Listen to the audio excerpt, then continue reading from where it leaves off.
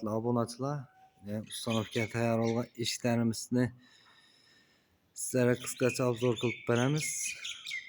Arzuman bir mehnatimiz qadrlab, bir like'larni bosib, kanala abone bo'lib qo'yishni unutmanglar. İşlerimizə gələn olmasaq yine 5 kilitli orijinal zamok. Kəsəklərim 10-5'lik kalın materialda işlənən 0.8'lik 100% konkretli kalın materialda işlənən eshiklarimiz.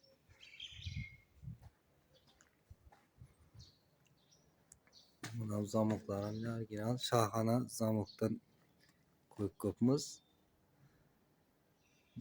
Görüp güzel baraveresizler bakasını verip. Bu eshiklarimiz narxına gələn olmasaq 1.600.000 so'mga ishlab turardik buni.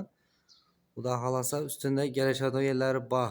Bemalol telefonu bog'lanaverasizlar ekrandagi telefonlara.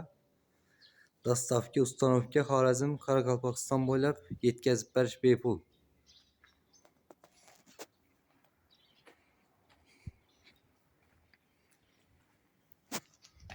Ondan bayın eshiklarimiz tayyor desangsa tayyor eshiklarimiz ham bayna.